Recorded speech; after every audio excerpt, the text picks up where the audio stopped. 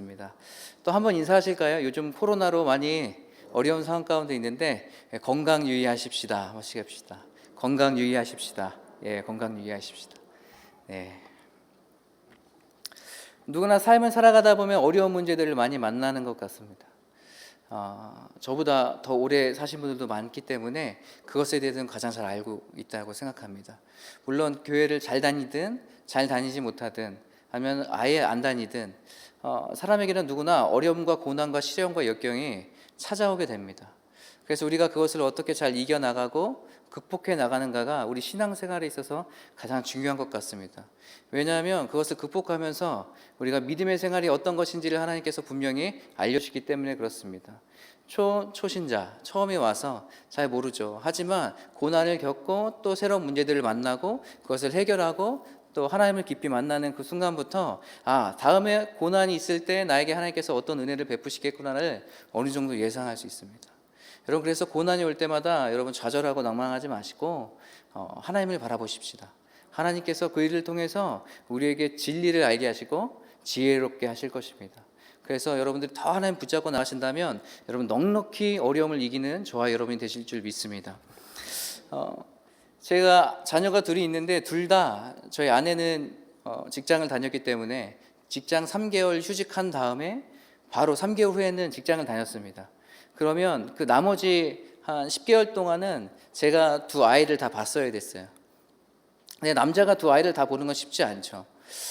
제가 결혼했을 때가 24살에 결혼했습니다. 어린 나이에 결혼했죠. 저는 그때 다 큰 줄 알았는데요.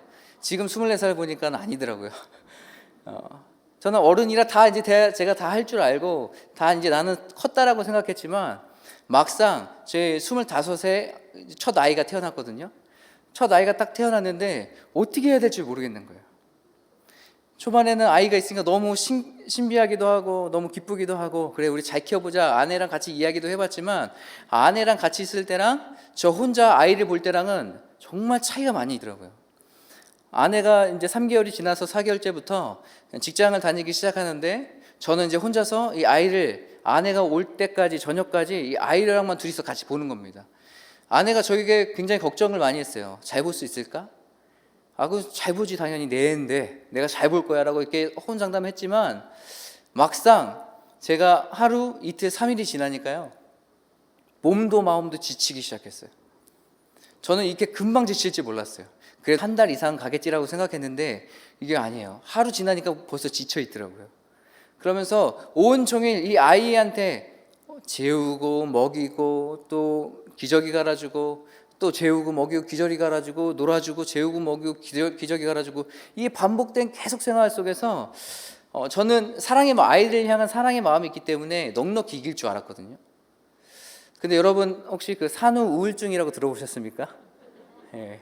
보통 산후 우울증은 우리 아이를 출산하신 어머님들이 많이 겪으시는데요.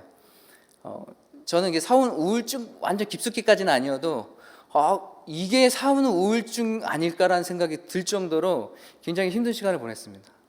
그래서 첫째를 그렇게 10개월 동안 하고 나서 둘째는 없다라고 생각했어요. 이 힘든 건 난 도저히 못한다. 이건 아니다라고 생각했는데 또 한 3년이 지나니까 하나님께서 그 전의 기억을 싹 지워주시더라고요. 그래서 둘째를 낳게 되었고 또 둘째도 10개월 동안 키우면서 굉장히 쉽지 않은 나날들을 보냈습니다.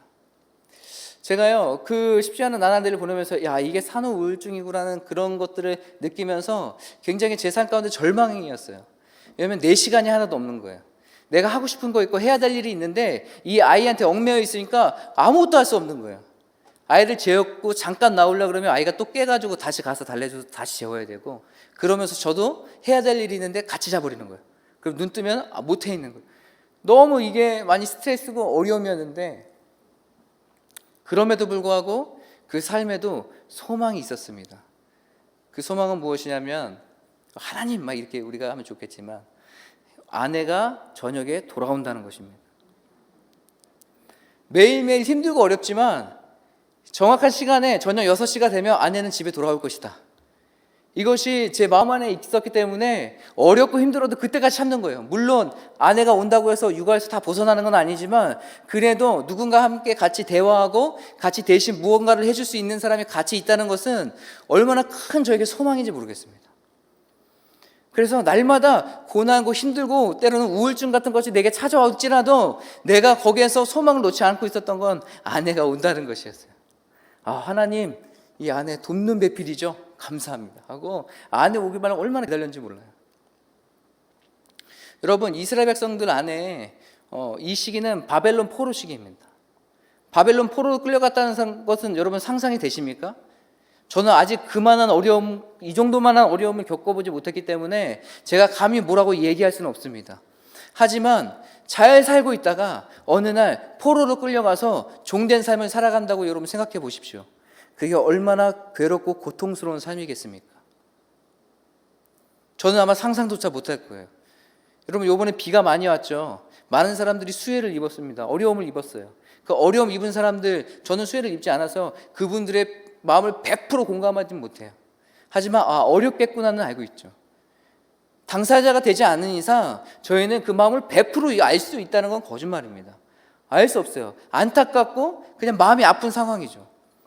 오늘 이스라엘 백성이 포로기에 끌려가서 이 사람들 얼마나 고초와 순환과 여러 가지 비난들을 당하면서 무시를 당하면서 살아갔겠습니까?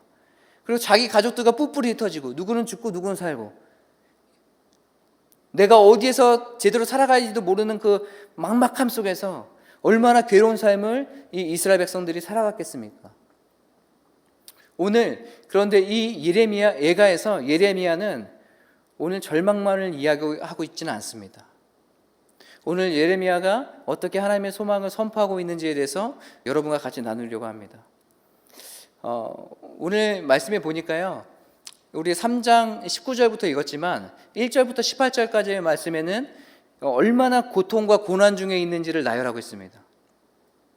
그래서 우리가 지금 어디는 막막하고 두렵고 지금 괴로운 삶이 얼마나 심한지를 1절부터 18절까지를 이야기하고 있어요. 그 얘기만 보면 정말로 소망이 없어 보입니다. 얘네는 끝난 민족이구나 생각될 거예요. 그런데 오늘 19절부터 좀 반전이 일어납니다. 그 어떤 반전이 일어나는지 여러분과 같이 말씀 한 절씩을 보면서 같이 나누려고 합니다. 우리 19절 한번 같이 읽어보실까요? 내 고초와 재난 곧 쑥과 담즙을 기억하소서. 아멘. 오늘 이 말씀에 보니까요, 어려움이 있어요. 어려움이 있고 슬픔과 아픔이 있는데 지금 오늘 이 예레미야가 기도하면서 뭐라고 이야기하고 있어요? 기억하소서라고 이야기하고 있습니다. 여러분, 19절에서 기억해야 될 우리의 가장 중요한 포인트는 기억입니다. 기억. 여러분, 이 기억은요, 옛날에 이런 일이 있었지 하고 그냥 추억 속에 있는 그런 기억을 이야기하는 것이 아니에요. 여기서 오늘 말하는 이 기억은 행동을 의미합니다. 행동으로 이루어질 것을 의미해요. 하나님께서 우리가 약속하시죠. 우리도 자녀들에게 약속하죠. 그러니까 약속해요. 아빠, 그거 나 이거 사준다는 거 기억하지? 이 아들이 아빠한테 얘기했을 때 그 기억은 어떤 게 수반됩니까? 행동이 수반돼요. 뭐예요? 사주는 거예요. 그것 때문에 기억을 이야기하고 있어요. 예레미야의 이 기억은요, 하나님께서 우리 회복하실 것이죠. 하나님 우리를 붙드실 거죠. 하나님 우리를 건져주실 거죠. 이것을 기반으로 하고 있는 기억인 것이에요. 그래서 하나님 우리가 힘들고 어렵습니다 라고 이야기하지만 여기에 하나님 근데 기억해 주세요, 이 얘기를 하고 있는 거예요. 하나님 우리 회복해 주실 거죠. 하나님 우리를 건지실 거죠. 하나님 그렇게 말씀하신 거 행동해 주세요. 이 의미가 지금 여기에 담겨 있는 것입니다. 여러분, 이 말씀을 보면서 우리가 이스라엘 백성들이 하나님을 떠난 삶이 얼마나 괴롭고 힘든 삶인지를 좀 느끼게 되는 것 같아요. 우리 신앙생활도 마찬가지입니다. 하나님을 떠나 있고 또 하나님을 멀리 떠나 있는 그 상태는 겉으로는 어떻게 보면 좋아 보일지 모르고 편해 보일지 몰라도 영혼은 죽어가고 있는 것이에요. 영혼은 바벨론의 포로에게 있는 것과 같은 그런 상황인지 모르겠습니다. 어느 순간 그것이 자기가 마음이 깨닫고 하나님 기억하시죠? 저 하나님의 자녀 맞죠?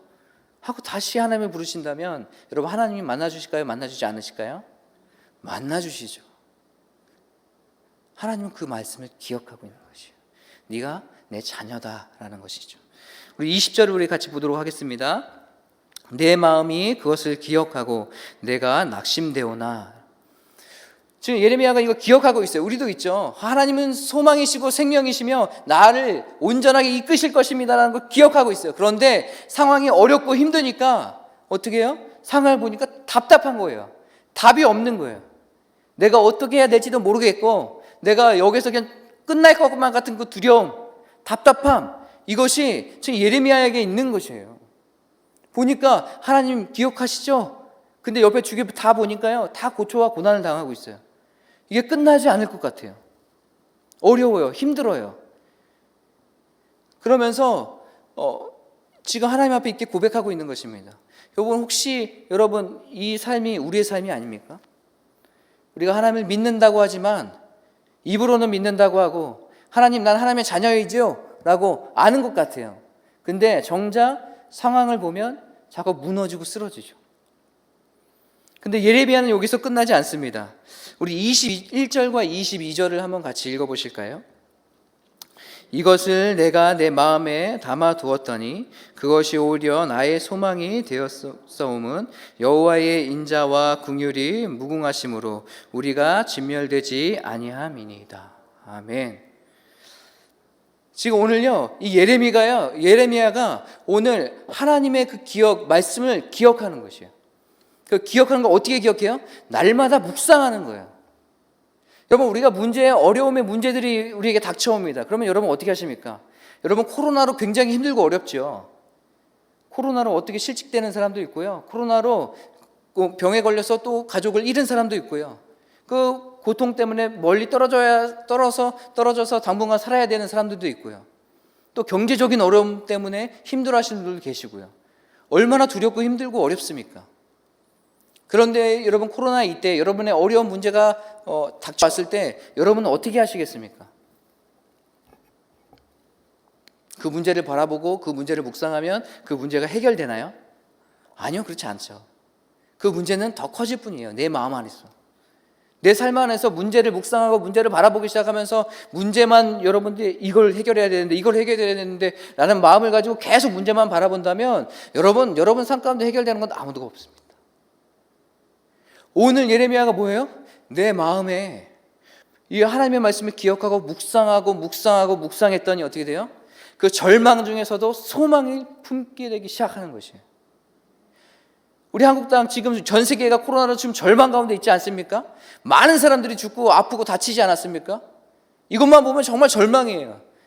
금방 끝날 것 같았는데 1월부터 지금 9개월 동안, 10개월 동안 아직까지도 끝나지 않아요.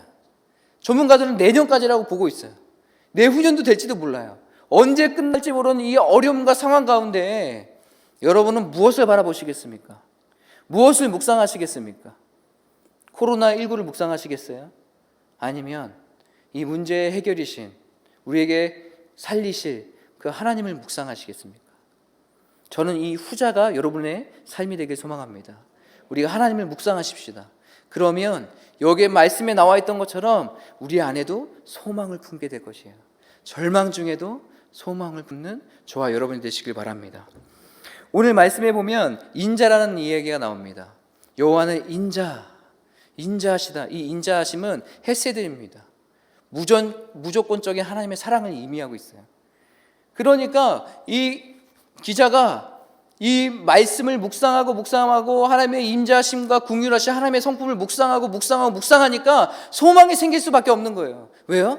하나님은 무조건적인 사랑을 그의 백성에게 베푸시는 분이시기 때문입니다. 이것을 놓지 않는 거예요. 그러니까 하나님은 선하시고 사랑이 많으시고 그 사랑을 베풀어 주시는 분이시지 라는 걸 잃어버리지 않는 거예요. 그것이 계속 묵상되면서 내 안에 하나님의 사랑을 가득하는 거예요. 아, 소망이 있다. 그럼에도 불구하고 생명이 있다. 그럼에도 불구하고 하나님께서 우리를 선하게 인도해 주실 거야 라는 믿음이 지금 이 예레미야 선지자에게 있는 것이에요. 이 예레미야 선지자뿐만 아니라 우리에게도 그런 믿음이 있었으면 좋겠습니다. 하나님이 여러분 사랑하십니다. 여러분이 어떠한 상황 가운데 처해 있어도 하나님 여러분 사랑하세요. 그 사랑을 누구도 빼앗을 수 없어요. 조건 없는 사랑을 여러분에게 부어주시고 부어주실 것이에요. 여러분 상황 보고 낙망하고 좌절하지 마세요. 때로는 좌절될지라도 다시 한번 하나님을 묵상하세요. 그 하나님의 사랑이 여러분의 삶을, 여러분의 마음을 녹일 것입니다. 그 놀라운 은혜의 경험, 그 사랑의 경험이 저와 여러분 안에 있기를 간절히 소망합니다. 우리 23절 말씀 우리 같이 다시 한번 읽어볼까요? 이것들이 아침마다 새로우니 주의 성실하심이 크도소이다. 아멘. 이 구원과 하나님의 은혜와 이 사랑이요, 이제 하나님으로부터 가득하기 시작하고 소망을 바라보기 시작하니까 날마다 상황은 어렵고 힘들어도 새로운 것이에요. 뭐가요? 하나님의 사랑과 은혜가 다시 우리를 회복케 하실 것의 기대함이 이 사람 가운데 가득하게 되는 거예요. 여러분, 상황은 변하지 않아도 여러분이 매일 아침 눈을 뜰 때마다 새로운 놀라운 하나님의 은혜를 경험하기 소망합니다. 이 예레미야가 경험하고 고백했던 것처럼 이 고백이 저와 여러분의 고백이 되길 간절히 바랍니다. 하나님께서는 우리의 고난당하는 것을 기뻐하지 않으세요. 그거 아시죠? 너네들이 나를 떠났어? 어디 한번 당해봐라. 이놈 혼 좀 나봐라 하면서 하나님께서 채찍을 치실까요? 혹시 여러분의 자녀가 말을 안 듣는다고 해서 너는 무조건 당해봐야 돼 하고서 여러분 매를 드십니까? 고난과 역경을 주신 이유가 있습니다. 그건 뭐예요?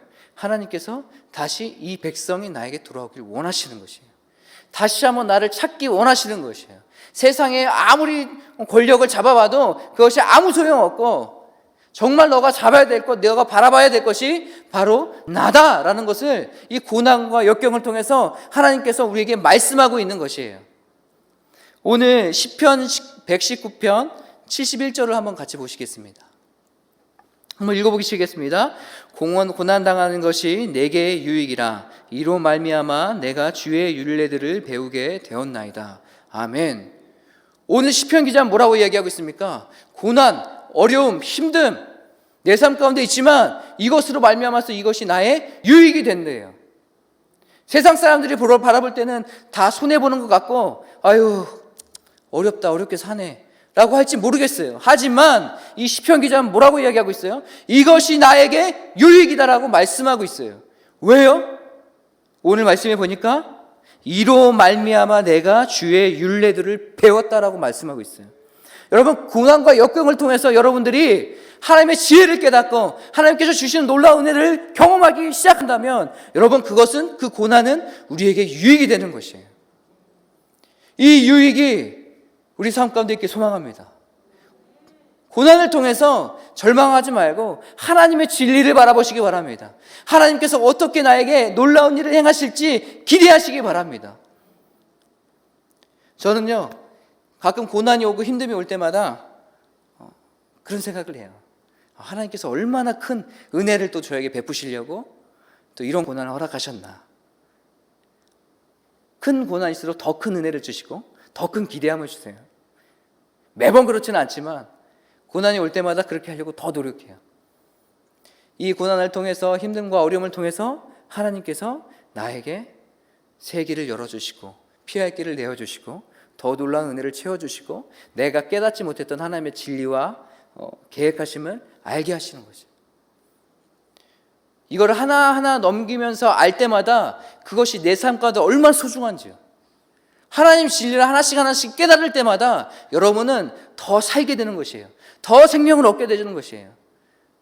더 하나님이 기뻐하시는 삶을 살아갈 수 있게 되는 거예요. 여러분, 고난은 뭐라고요? 우리에게 유익이라고요. 저 사람은 괜찮은데 왜 저에게만 고난 주세요? 여러분, 그러면 여러분에게 유익을 주려고 하나님께서 주신 거라고 생각하시면 됩니다. 그리고 더 하나님을 구하시면서 하나님을 가보십시다.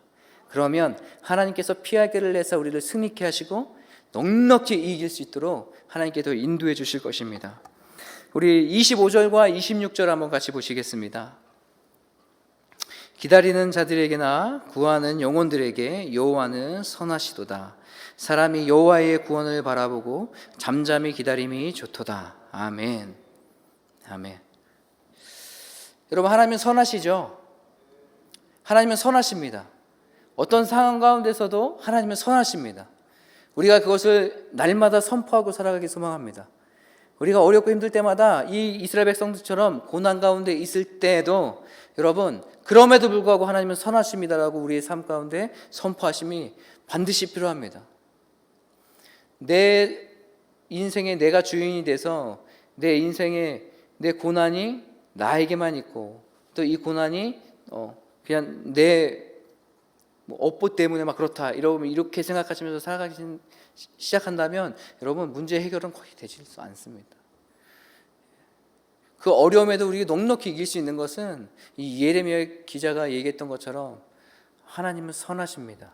그럼에도 불구하고. 여러분, 그 다니엘의 세 친구 기억하십니까? 예. 사드락과 메삭과 아벳느고, 이 세 친구가요, 어느 날 왕이 조서를 내립니다. 내가 정해진 이런 풍악을 울리고 또 이런 북소리가 나고 이럴 때마다 자기의 그 신상에게 절을 하라고 이야기했어요. 그리고 이걸 하지 않으면 풀무불에 던져서 죽인다고 이야기했습니다. 여러분, 이 얘기를 들은다면 어떤 사람이 그 시간이 됐을 때 그 신상 앞에 절하지 않겠습니까? 자기가 살려면 절해야 되죠. 절해야 되는데 이 왕이 조서를 내렸음에도 불구하고 이 사드락과 메삭과 아벳느고는 어떻게 합니까? 절하지 않습니다. 그리고 당당히 하나님을 섬깁니다. 그래서 이 세 사람이요, 고발당해요. 고발당해서 왕 앞에 오게 됩니다.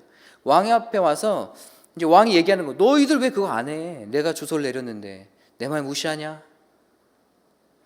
지금이라도 여기 신상 앞에 절하면 내가 용서해 줄게 라고 이야기하는 거예요. 여러분, 보통 사람이면 어떻게 하겠습니까? 그래, 지금이라도 여기서 한번 숙일까? 한번 숙이면 내 목숨은 그래도 살 수 있는데, 한번 숙이고 나가면서 하나님 그거 아까 아니었어요, 저 이제부터 저는 원래 하나님인 거 아시죠? 하나님 편인 거 아시죠? 이렇게 생각하고 그냥 살아갈 수도 있을 텐데. 그런데 사드락과 메삭과 아벳느고는 그렇게 하지 않았어요. 오늘 어떻게 했는지, 왕에게 뭐라고 대답했는지 여러분과 같이 나누고 싶습니다. 다니엘서 3장 17절과 18절인데요 우리 같이 한번 읽어보겠습니다. 왕이여, 우리가 섬기는 하나님이 계시다면 우리를 맹렬히 타는 풀무불 가운데서 능히 건져내시겠고 왕의 손에서도 건져내시리이다. 그렇게 하지 아니하실지라도 왕이여, 우리가 왕의 신들을 섬기지도 아니하고 왕이 세우신 금신상에게 절하지도 않을 줄을 아옵소서. 이게 왕 앞에서 얼마나 건방진 얘기입니까? 왕이 지금 얘기 그렇게 선처까지 해줬는데 왕 앞에서 뭐라고요? 아니요, 하나님께서 능히 건지실 거예요, 이렇게 얘기하는 거예요. 이 왕이 얼마나 분노했어요. 오늘 읽지 않았지만 그 다음에 굉장히 분노합니다. 그래서 얘네들 풀무불에 던져버려라 이렇게 얘기하죠. 오늘 제가 이 말씀을 읽으면서 묵상하면서 제 마음에 첫 단어로 들었던 것이 바로 선하심입니다. 이 사드락과 메삭과 아벳느고의 삶 안에 하나님은 선하시니 이 단어가 있었을 것 같아요. 그러니까 내가 그럼에도 불구하고 어려움을 당할 줄 알면서도 불구하고 뭐라고 얘기합니까? 나는 왕을 섬기거나 하나님을 섬기지 않고, 아니 그 우상을 섬기지 않고 하나님을 섬기겠다라고 이야기하고 있는 거 아니겠습니까? 담대함으로 선포하고 있는 것이에요. 제가 이 말씀 묵상하면서 두 번째 뭡니까? 풀무불 가운데서 능히 건져내시겠고 라고 이야기하고 있어요. 그런데 그렇게 하지 아니하실지라도, 그렇게 안 하실지라도 나는 섬길 수 없습니다라고 얘기하고 있는 거예요. 이게 뭐예요? 죽으면 죽으리라. 이 고난이 우리에게 언제 끝날지 모르겠습니다. 하지만 이스라엘 백성들도 언제 끝날지 모르겠죠. 하지만 하나님을 섬긴다고 해서 모든 것이 다 잘 되고 내가 원하는 대로 되는 것도 아닙니다. 때로는 이 사드락과 메삭과 아벳느고처럼 그리 아니하실지라도 이 신앙 고백이 저와 여러분의 고백이 되길 소망합니다. 우리는 하나님의 뜻, 하나님께서 우리를 건지셨다고 이야기하면 보통 우리가 상상하는, 우리가 좋게 여기는 것을 상상하고 생각합니다. 그래서 그것이 이루어졌으면 하나님은 선하시다라고 얘기하는 것이에요. 근데 이 사드락과 메삭과 아벳느고는 뭐라고 이야기하고 있습니까?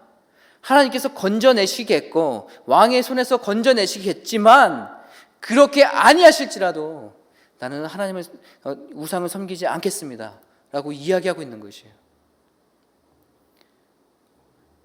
우리의 신앙에 이 믿음의 고백이 있어야 되지 않겠습니까?